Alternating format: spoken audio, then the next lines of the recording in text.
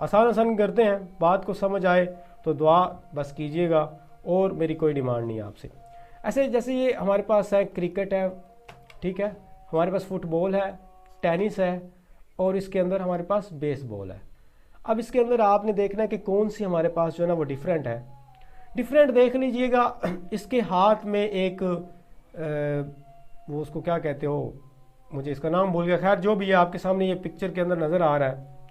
इसी तरह बैट एक गर्ल के हाथ में नज़र आ रहा है, यहाँ पर आपके एक हाथ में स्टिक नज़र आ रही है, यहाँ पर ये बॉल को अपने जो पाँव से किक कर रही है। बाकी सारी चीज़ें जो हैं वो हैंड से हो रही हैं, और किसी ना किसी सोर्स से, कोई ना कोई स्टिक है, ठीक है, कोई ना कोई बैट है, कोई ना कोई स्टिक है, इससे हो रही हैं। फुटबॉल एक ऐसी चीज़ है जिसको सिर्फ और सिर्फ आप पाँव से कर रहे हो, ठीक है, इसको हाथ वगैरह या इसको किसी स्टिक वगैरह किसी और सोर्स से नहीं कर रहे हो, किक कर रहे हो पाँव से। बाकी पाँव वाले नहीं है, बाकी हैंड्स वाले हैं। और हैंड्स के साथ साथ इनके साथ एक कोई भी स्टिक आप कह लो, एक सोर्स है, तो ये वाले यूज़ हो रहे हैं। तो हमारे पास जो राइट ऑप्शन होगा वो होगा फुटबॉल, क्योंकि आप इसको किक कर रही हो पाँव से, बाकी चीज़ें आप पाँव से नहीं कर रहे। तो ये आंसर हो गया। इसकी समझ आई है तो थंब अप कीजिए, ठीक है, okay, thank you. Next one है, जैसे हमारे पास वीट है, उसके बाद हमारे पास ये वीट के, मैंने यहाँ पर ये वीट नहीं है, ये राइस है, इसको राइस लिख देते हैं। ये हमारे पास वीट है, गंदुम जिसको कहते हो, ये चावल हो गया। उसके बाद ये है जो हमारे पास वर्ड लिखा हुआ है, और ये हमारे पास मेज़ ये वाली, ये हमारे पास आ गई मक्की जिसको कहते हो आप। तो इसके अंदर कौन सा डिफरेंट देखें, ये राइस जो है ये भी एक तरह की कोप है, अनाज आप इसको कह लो, सिंपल चलें कर लेते हैं अनाज। ये भी गंदम भी है, और ये भी, ये तीनों चीज़ें आप खाते हो। लेकिन ये घास खाते हो क्या आप लोग? ये घास की एक किस्म ही है जो है ये वाला, ये घास की एक किस्म है।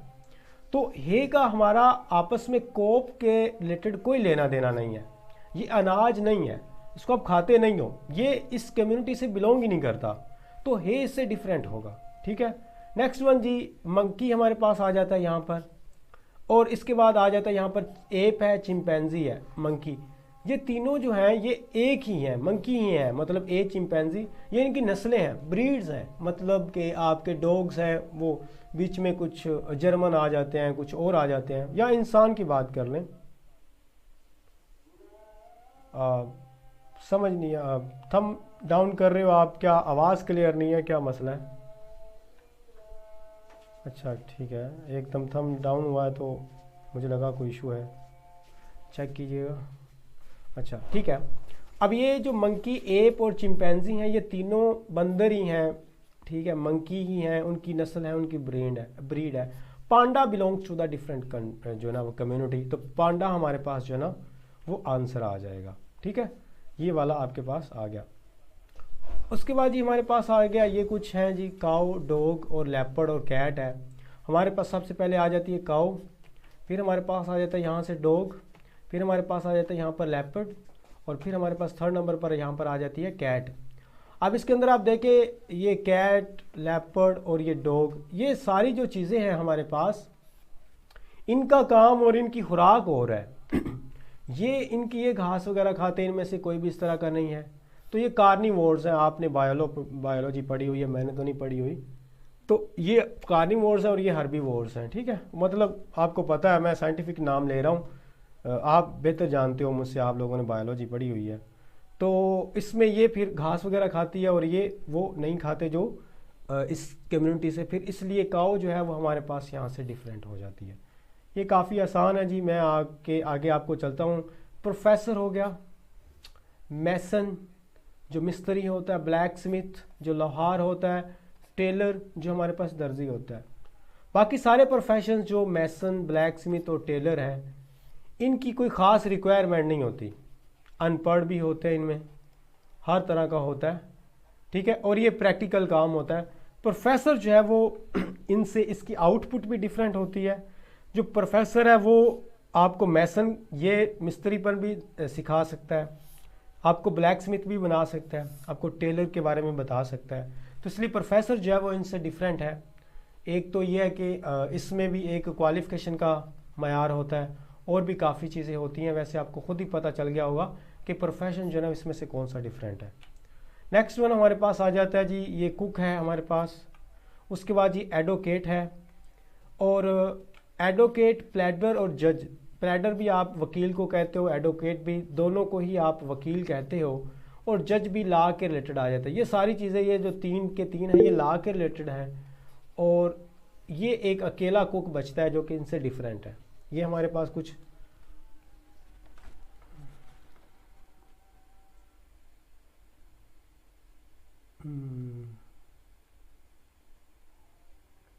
ये अरीबा आप बैठी हो तो मिदत भट्टी के नाम से एक आईडी है, आप इसको जो है ना वो रिमूव कीजिए।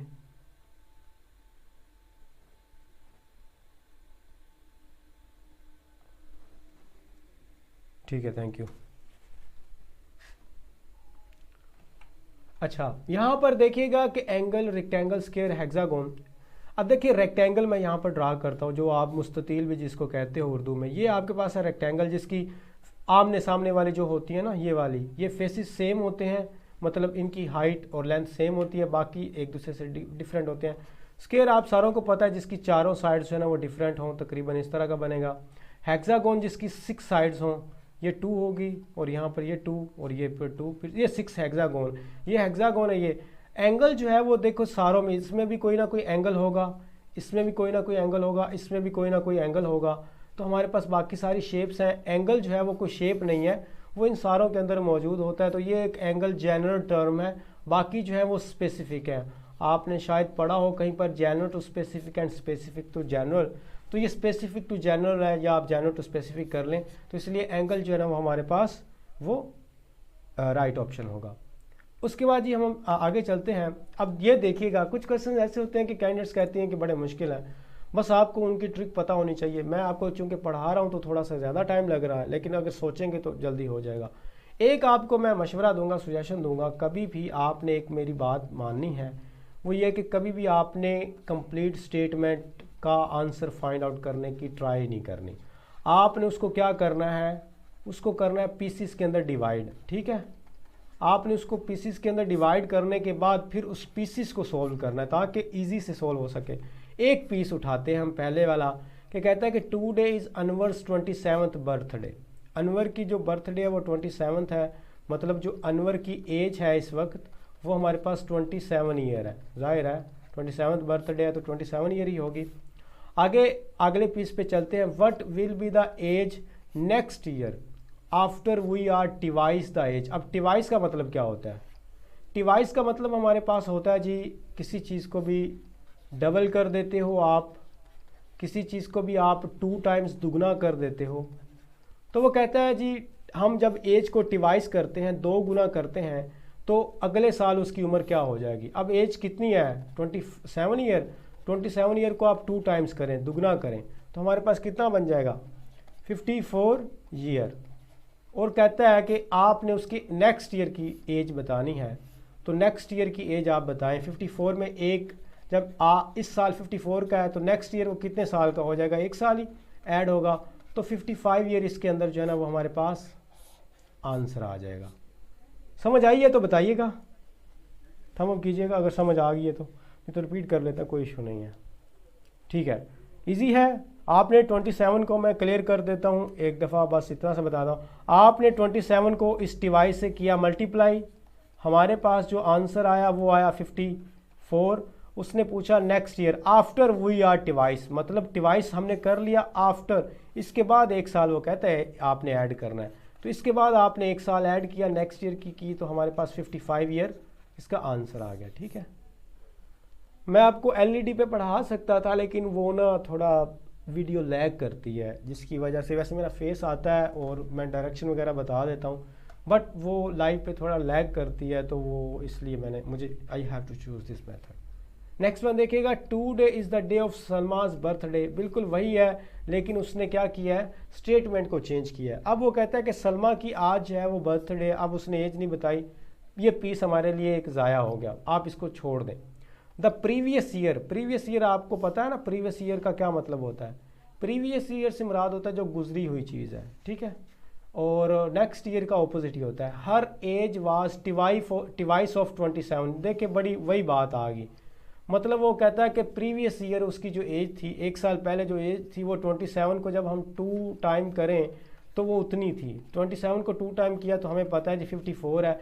पिछले साल उसकी प्रीवियस ईयर कितनी थी, प्रीवियस यहाँ पर मैं लिख देता हूँ, प्रीवियस ईयर उसकी एज जो थी वो हमारे पास थी 54 ईयर। कहते हैं कि now what will be the age of Salma, अब उसकी एज क्या होगी, नेक्स्ट वगैरह नहीं है, नाउ। अगर पिछले साल उसकी 54 साल 54 ईयर थी, अब उसकी कितनी होगी, जाहिर है फिर 54 में आपने 1 प्लस किया तो 55 ही आ गया। ये इस तरह स्टेटमेंट चेंज होती हैं। आपने देखा थीम सेम रहा, ठीक है, आंसर भी सेम रहा, मेथड भी सेम रहा, बस थोड़ी सी स्टेटमेंट चेंज की है। तो अगर आपके कॉन्सेप्ट्स क्लियर है ना, मैंने आपको ये 2 चीज़ें इसलिए प्रोवाइड की हैं कि आप ये ना समझिएगा कि एक चीज़ को मैंने एक तरह ही करना है, वो चीज़ स्टेटमेंट चेंज हो सकती है, लेकिन आपने ध्यान रखना है नाउ प्रीवियस लिखा हुआ है, नेक्स्ट ईयर लिखा हुआ है, टुमारो लिखा है, यस्टरडे लिखा हुआ है, टुडे लिखा हुआ है, द आफ्टर टुमारो है, द बिफोर यस्टरडे है, या जो भी लिखा हुआ है वो आपको पता होना चाहिए। जैसे ये देखें, बड़ा इंटरेस्टिंग सा क्वेश्चन है। A man is 5 years old than his wife. कहता है कि एक आदमी अपनी बीवी से 5 साल बड़ा है, तो हु इज़ 10 टाइम्स, चले मैं पीसीस के अंदर करता हूँ, आपको ज़्यादा समझ लगी। आदमी जो है वो ओल्डर है, यहाँ पर ओल्ड लिखा हुआ, टाइम्स ट्वाइस नहीं लिखा हुआ। मैन जो है वो अपनी वाइफ से, मैं यहाँ पर +5 ईयर लिख देता हूँ, अपनी वाइफ से वो 5 साल बड़ा है, इतना सा तो हो गया आपके पास क्लियर, ये पीस हो गया क्लियर। आगे देखिएगा who is 10 times as old as his daughter, लेकिन जो उसकी वाइफ है ना वो अपनी बेटी से 10 गुना बड़ी है। मैं 10 टाइम्स लिखता हूँ और साथ में लिख देता हूँ मल्टीप्लाई बाय डॉटर, मतलब उसकी डॉटर की एज हमें अभी नहीं पता, उसकी डॉटर की जो एज है उससे वो 10 गुना बड़ी है। क्या वो औरत जो इस आदमी की पत्नी है, वाइफ है, जो भी आप कह लो। आगे अब हमने डॉटर की एज फाइंड आउट करनी है। Daughter attains the age of 8 in 3 year, कहता है कि 3 साल बाद जो उसकी बेटी है वो 8 साल की हो जाएगी। तो अब उसकी बेटी जो है, नाउ डॉटर लिख देता हूँ, अब उसकी बेटी की उम्र क्या होगी, आपकी कोई सिस्टर है या ब्रदर है, वो 3 साल बाद अगर 8 साल का हो रहा है या हो रही है, तो अभी ज़ाहिर है वो फिर 5 साल का है ना। इतना तक समझ आ गया? ये जो मैंने सारी तहरीर लिखी है, वो कहता है कि 3 साल बाद वो 8 साल की हो जाएगी, तो ज़ाहिर अभी वो फिर 5 साल की है। अभी आप देखिए मेथड को देखिएगा, आदमी है वो अपनी बीवी से 5 साल बड़ा है, बीवी उसकी वो अपनी बेटी से 10 गुना बड़ी है, बेटी की उम्र है 5 साल। अब बताओ कि आदमी की उम्र क्या होगी, बड़ा सा सिंपल सा है। आपको पता है जी बेटी की उम्र कितनी है, 5 साल, वाइफ जो है वो कितनी है, 10 टाइम्स अपनी बेटी की उम्र से है, तो 5 को आप 10 से मल्टीप्लाई करो ना, 10 गुना बड़ी है ना, तो हमें पता चल जाएगा जो उसकी वाइफ है वो 50 साल की है।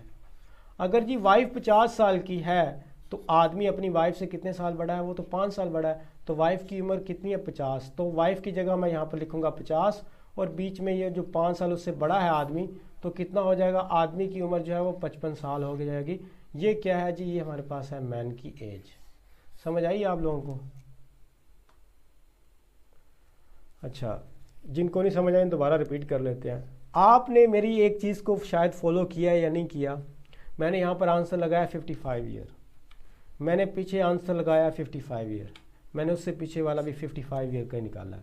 मैंने 3 क्वेश्चंस आपको करवाए हैं 55, लेकिन आप स्टेटमेंट देख लो किस तरह घुमा के आई है। आंसर सेम आ रहा है लेकिन स्टेटमेंट चेंज है। तो अगर कॉन्सेप्ट क्लियर है ना तो होगा। अब आपको समझ आ रही है कि मैं क्या कहना चाह रहा हूँ?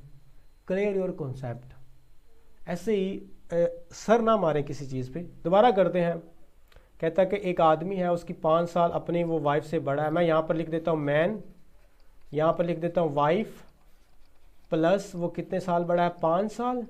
ठीक है, ये इतना सा हमारा क्लियर हो गया। हु से मुराद है वाइफ। जो वाइफ है वो 10 टाइम्स है, 10 times as old as his daughter. Wife क्या है, वो 10 मल्टीप्लाई बाय अपनी डॉटर से, ठीक है, वो 10 गुना बड़ी है।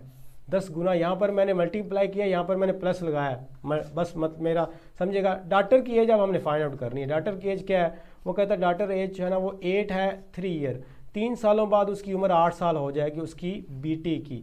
तो अभी वो 5 साल की हुई ना, अगर 5 में 3 ऐड करें तो वो ज़ाहिर है 8 साल की हो जाएगी। तो अभी वो 5 साल की। अब आपके पास जवाब आ गया। अब डॉटर की जगह आपने क्या लिखना है, 5 लिखना है। वाइफ लिखें, वाइफ कितनी है, 10 टाइम्स बड़ी है, मल्टीप्लाई बाय डॉटर की एज कितनी है, 3 ईयर, तो 3 सॉरी कह रहा हूँ 5 ईयर, 5 ईयर है तो 10 को 5 से मल्टीप्लाई करें तो 20। वाइफ की एज क्या है, 50, तो जब वाइफ की एज 50 है तो यहाँ पर वाइफ प्लस 5 ईयर है, तो वाइफ की जगह आपने वाइफ की एज लिख दी, नहीं उस आदमी की वाइफ है। अगर 50 साल उसकी बीवी की उम्र है, वो अपनी बीवी से 5 साल बड़ा है, तो जाहिर है जब आप 50 में 5 को ऐड करोगे तो आपके पास 55 है। अब भी समझ आ गई है, बताइएगा। ठीक है, आगे कुछ ऐसे क्वेश्चंस होते हैं जिसमें आपको प्राइसेस दी जाती हैं। अब आप सोच रहे होंगे कि वहाँ पर रफ़ वर्क अलाउ नहीं होता, लेकिन आप गर्ल्स हो, आपको कभी कभी कर देते हैं रफ़ वर्क, लाहौर में गर्ल्स को कर देते हैं, बॉयज़ को नहीं करते। ना भी करें तो आपको तो ये सारा कुछ आना चाहिए, इतना आपका माइंड जो है ना वो थोड़ा सा शार्प होना चाहिए। If the price of 5 books is RS 150, अगर 5 किताबों की जो कीमत है, प्राइस है वो 150 है, 150 रुपये की है, then the price of 9 books, हमें 9 बुक्स की जो है ना वो प्राइस वो मालूम करनी है।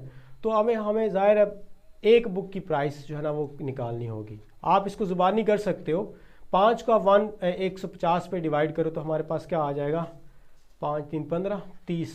एक जो बुक है, अब स्टेटमेंट चेंज कर लें, अगर एक बुक की प्राइस 30 रुपये है तो 9 बुक की प्राइस क्या होगी, 9 बुक की क्या प्राइस होगी, बड़ा सिंपल सा है। अगर एक बुक 30 रुपये की है तो 9 बुक्स की प्राइस क्या होगी, 270। बस ये हमारे पास 9 बुक्स की प्राइस आ गई है। इसको सोल्व करने का कोई ज़रूरत नहीं है, आप ज़ुबानी कर सकती हैं। आप फर्स्ट वन को सेकंड वन पे डिवाइड करें, जो आंसर आ गया उसको आप रिक्वायर नंबर से मल्टीप्लाई कर दो। ठीक है, आपको ठीक है, बस इस तरह ही आपने करना है कि 5 जो फर्स्ट वन होगा उसको दूसरे पे डिवाइड किया, हमारे पास इसको जब हम डिवाइड करेंगे 5 3 15 और ये 0 इधर आ गया, 30 आ गया। एक बुक की जो प्राइस है हमारे पास वो 30 रुपये है, 9 बुक की प्राइस हमारे पास कितनी होगी, तो मल्टीप्लाई बाय 30, 9 3 27 और 0 7 में लग गया तो 270।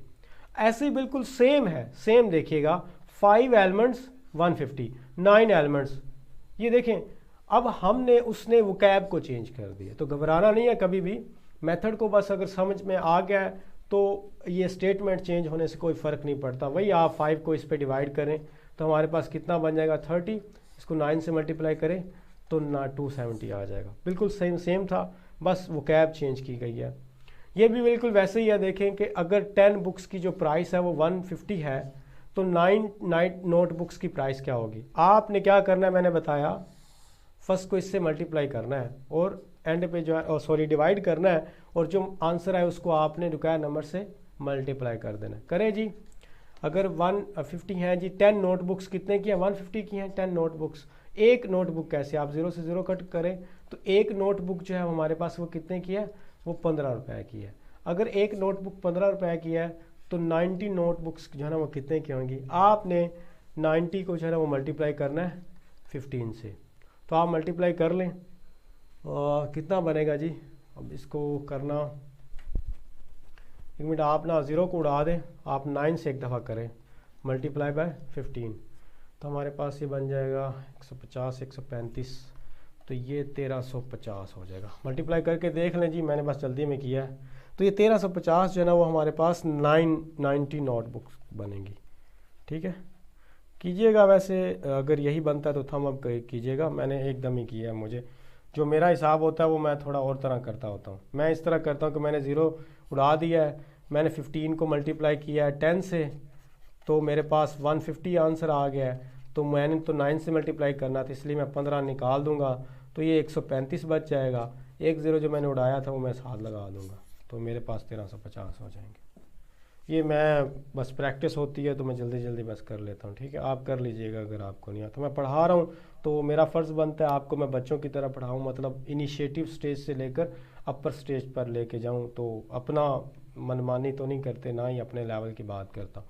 खैर आगे जी, 5 जूसेस जो है ना वो 5 जूस के गिलासेस हैं, वो हमारे पास 75 रुपये के हैं, और आपने 9 गिलासेस की प्राइस जो है ना वो बतानी है। सिंपली आप वही जो है ना वो मेथड, इतनी दफ़ा ये चीज़ें करनी है कि मेथड आपके जहन में बैठ जाए। जैसे 5 1 5 हो गया, 2 इधर चले गए, 25 5 5 25, अब हमें पता चल गया जो एक गिलास है वो हमारे पास कितने का है, वो 15 रुपये का है। अगर एक गिलास 15 रुपये का है तो 9 गिलास कितने के होंगे, तो आपने 15 को मल्टीप्लाई किया 9, अभी हमने किया भी था, तो तकरीबन 135 रुपये बच जाएंगे। तो लें जी, हमारे पास 9 गिलास की जो एवरेज हमारे पास अमाउंट आ जाएगी वो कितनी आ जाएगी, 135। वही है, सेम है, मैंने इसलिए आपको डबल किया है। अच्छा, ये वाले ये सारों से डिफरेंट होते हैं। आपने रेशो और प्रपोर्शन के बारे में तो सुना होगा सब ने, मैथ आप लोगों ने वैसे नहीं पढ़ी, लेकिन ये भी फिर भी 8th क्लास के अंदर काफ़ी एक इसका पूरा चैप्टर है रेशो एंड प्रपोर्शन। ये उसको वही क्वेश्चन कहते हैं, लेकिन बड़े आसान से होते हैं। मैं आपको मेथड बता देता हूँ। आपने फर्स्ट को सेकंड से, वो कहता है कि 10 आदमी जो है ना वो एक वेल एक कुआं खोदते हैं 5 दिन के अंदर, और कितने दिन लगेंगे अगर सेम कुआं जो है ना वो 5 आदमी खोदें। ठीक है, मतलब 10 आदमी थे तो यहाँ पर 5 आदमी हो गए, उन्होंने कम कर दिए अपने मैन की जो तादाद है। अब हमने डेज फाइंड आउट कर रहे हैं, तो डेज ज़ाहिर है बढ़ने चाहिए। अगर एक काम को 10 लोग कर रहे हैं तो आप 5 लोग निकाल दोगे तो उसी काम को करने में के लिए हमारे पास डेज ज़्यादा आ जाएंगे। इससे आपको गैस आ जाएगा कि आंसर जो है वो 5 से बड़ा आना चाहिए। इसमें सिंपल सा मेथड होता है, जो आपको नंबर होता है उसको आपने आपस में मल्टीप्लाई कर देना। 10 को आपने 5 से मल्टीप्लाई किया तो आ गया 50, और इस पे जो आपका एंड वाला होगा उसको डिवाइड कर देना। तो ये हमारे पास 5 को आपने डिवाइड किया तो 10 आंसर आ गया। तो 10 आदमी जो है ना वो हमारे पास 10 डेज लगेंगे ये वाला काम करते हुए। ठीक है, मैंने आपको बताया, मैं दोबारा आपसे बात शेयर कर देता हूँ कि ये जो फर्स्ट वन होगा इसको आपने सेकंड वन से कर देना मल्टीप्लाई किया तो हमारे पास आ गया 50, और उसके बाद जो हमारे पास उन्होंने पूछा होगा तादाद वगैरह रेशो प्रपोर्शन को, उसको आपने कर देना डिवाइड, तो ये 10 आ गया। अब वैसे आप पढ़े भी तो आपको थोड़ा अंदाज़ा हो जाएगा कि अगर 10 आदमी जो है वो 5 दिन में एक काम कर रहे थे तो आदमी 5 हो गए तो दिन भी 10 हो जाएंगे, मतलब 5 आदमी उन्होंने कम किए हैं तो काम दुगना हो गया ना। हाफ आदमी उन्होंने कम कर दिए हैं, हाफ कम किए हैं ना, तो 5 का हाफ मतलब दुगना क्या होता है, वो 10 होता है। आप थ्योरेटिकली भी सोच सकती थी, मैंने तो आपको मैथमेटिकली करवाया। मतलब ये कह रहा हूँ कि 10 आदमी, आप 10 जो है ना वो दोस्तें हैं, गर्ल्स हैं, आप करती हो जी एक सूट, मतलब चलें गर्ल वाली बात ही कर लें, आप जो है ना वो 5 सूट्स जो है ना वो जो अभी स्पेल होते हैं वो आप सीती हैं, स्टिच करती हैं। अब उसमें से जो गर्ल्स हैं वो कितनी हो गई हैं, 5 सूट सीती हैं 5 डेज़ के अंदर, चलें 5 डेज़ के अंदर आप सीती हैं। अब गर्ल्स उन्होंने 5 कर दी हैं, तो जाहिर है फिर आपको वही काम जो है ना वो 10 दिन में करना पड़ेगा। ठीक है, यहाँ से ये 5 कम हुए तो 5 इसके अंदर जुड़ जाएंगे, तो ये हमारे पास आंसर। वही बात आगे 20 मैन जो है ना वो अपना 18 डेज़ के अंदर काम करते हैं, लेकिन 10 आदमी कर दिए तो वही काम कितने दिन में करेंगे। आपने क्या करना है, फर्स्ट को सेकंड से मल्टीप्लाई करना है, तो ये हमारे पास आ जाएगा, कितना आ जाएगा, 18 को 18 से मल्टीप्लाई किया तो हमारे पास ये बन जाएगा 360, तो ये 360 360 बन जाएगा। अब 10 है तो 10 को आपने डिवाइड करना है, तो ये वाला डिवाइड, तो 36 जो है ना वो हमारे पास क्या लगेंगे, डेज लगेंगे। आप कर लो जी, समझ आ गया ये वाली मेरी, मैंने वो मल्टीप्लाई किया जल्दी। ठीक है, आपने 20 को करना है 18 से मल्टीप्लाई, तो 20 को आप करें जी मल्टीप्लाई बाय 18। मल्टीप्लाई क्या करना है आप, 18 और 18 कितना होता है, 18 और 18 36 होता है, और ये 0 साथ में मिला लें तो 360 बन जाएगा। तो हमारे पास 10 आदमी हैं, तो जब आप डिवाइड करोगे 0 से 0 कट कर दोगे तो 36 हमारे पास आंसर आ गया। आगे जी ये वाला हमारे पास तो ख़त्म हुआ आज का सेशन। एक छोटी सी बस अनाउंसमेंट करनी थी, वो ये है कि कल तक डिस्काउंट है, कल तक सिर्फ हमारी क्लासेस अभी न्यू स्टार्ट होने जा रही हैं। 15 मई से फर्स्ट हमारी क्लास है। अभी सिर्फ़ और सिर्फ जो है ना वो आपकी जो फ़ी है सिर्फ़ और सिर्फ वो 2200 है 40 दिन की। अब इससे ऊपर मैं आपको क्या ही कहूँ, 40 दिन की 2200 फ़ी है। कंप्लीट प्रिपरेशन होगी जिसमें आपको ये सारे नोट्स प्रोवाइड किए जाएंगे। इनके कुछ लेक्चर्स भी आपको दे देंगे, सिर्फ नोट्स नहीं देंगे। बायोलॉजी के 8 लेक्चर हैं, केमिस्ट्री के 4 हैं, और फिज़िक्स के 3-4 हैं, तो लेक्चर्स भी देंगे। ये आपको फर्स्ट ईयर सेकंड ईयर की बुक्स भी देंगे, और साथ में आपको ये पास्ट पेपर के से कलेक्टेड जो चीज़ें हैं वो भी आपको प्रोवाइड की जाएंगी। उसके अलावा इंग्लिश के पास्ट पेपर से कलेक्टेड और जनरल बुक। वर्बल की मैं आपको 105 वाली फ़ाइल दूंगा, और मेरी गारंटी है सारा वर्बल इंटेलिजेंस आपको इस फाइल से आएगा, ये मेरी गारंटी है। नॉन वर्बल मैं आपको खुद करवाऊंगा और वो सही मेथड सारा आएगा। इसके बाद आपके सिर्फ टेस्ट भी होंगे जिसमें वर्बल इंटेलिजेंस के 8 टेस्ट आपसे लिए जाएंगे। जिससे आपका वर्बल 100% क्लियर हो जाएगा। नॉन वर्बल के आपके 6 लिए जाएंगे।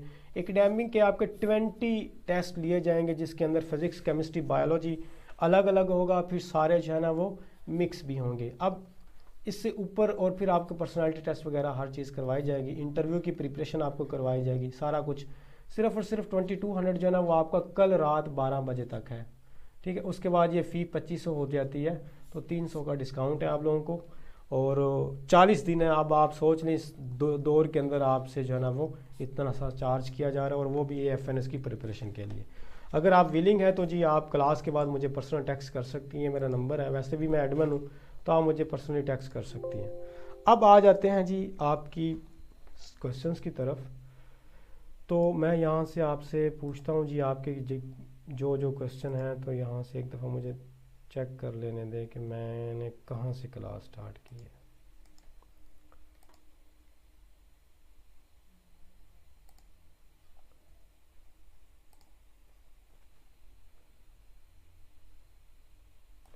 चलें जी, ये मैंने स्टॉप कर दिया यहाँ पर स्क्रीन। अब आ जाते हैं आपकी क्वेश्चंस की तरफ। मुझे एक दफ़ा कैम भी ऑन कर लें ताकि थोड़ी सी जो तवज्जो है वो बनी रहे। और क्वेश्चन आपने जी करने हैं थोड़े से पोलाइट वे से और तरतीब से करने हैं, ठीक है। गर्मी बहुत ज़्यादा है, और बीच में गर्ल्स के नाम से बॉयज़ भी आए होते हैं, मैं आपको वार्न कर रहा हूँ। तो ये एक मतलब ओपन है कॉल, तो इसलिए थोड़ा सा मैं पहले माजरत कर लूँ अगर कोई ऐसी वैसी हरकत होती है। लेकिन अगर अरीबा आप बैठी हैं तो आप मुझे एक दफ़ा आंसर कीजिएगा, ताकि फिर कोई भी इस तरह वायलेट होती है गाइडलाइंस, तो वो आप उनको रिमूव कर दें।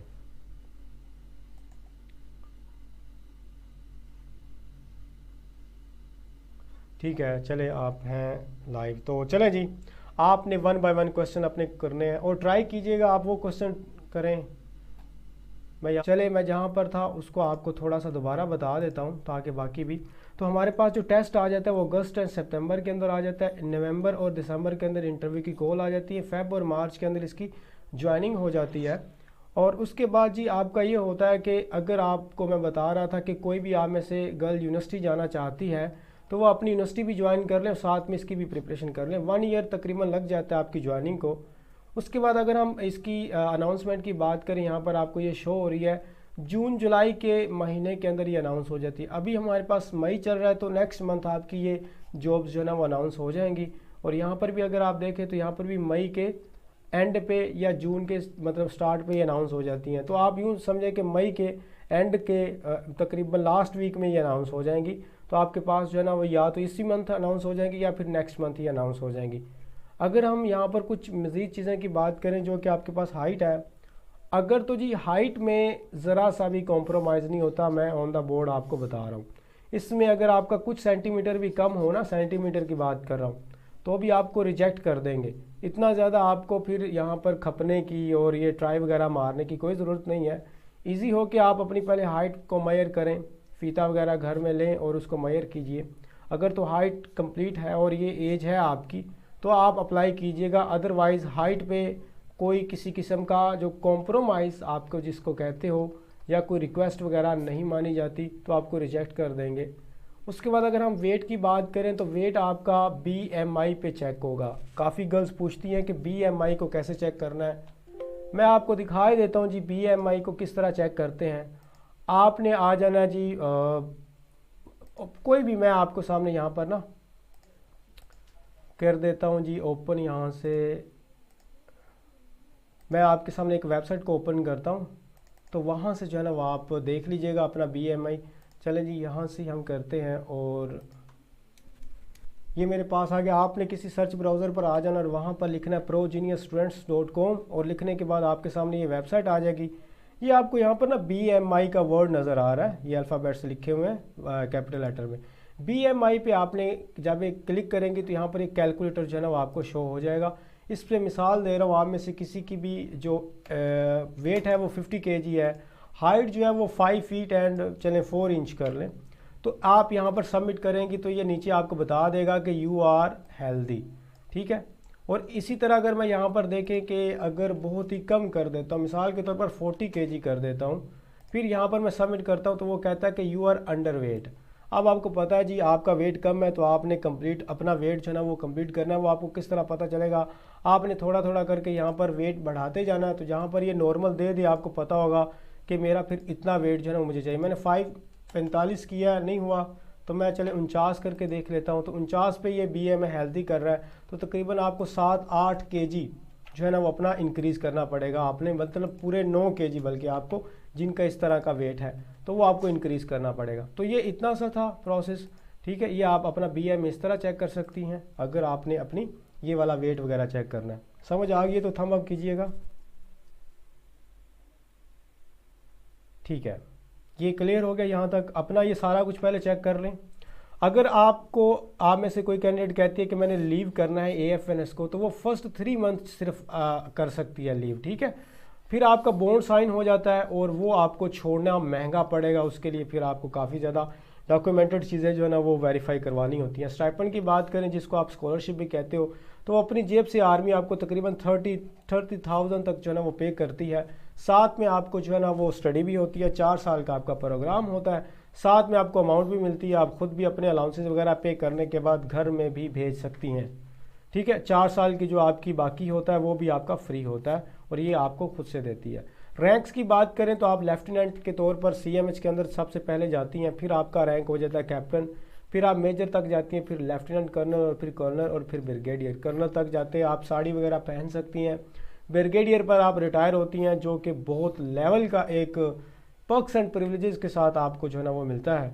उसके बाद अगर हम आगे स्टार्ट करें, इसके जो MCQs हैं वो ये है कि 84 वर्बल का इंटेलिजेंस होता है और 30 मिनट का आपके पास टाइम होता है। सबसे पहला जो आपका टेस्ट होता है ना जी, वो आपका होता है वर्बल इंटेलिजेंस का, ठीक है। आपका ये कंप्यूटर पर होता है, तो कंप्यूटर वगैरह चलाना वगैरह इतना मुश्किल नहीं होता। आप वहाँ पर जाएंगी तो वहाँ पर लिखा होगा कि पुट योर रोल नंबर, आपने अपना रोल नंबर लिख देना और वहाँ पर आपका टेस्ट स्टार्ट हो जाएगा।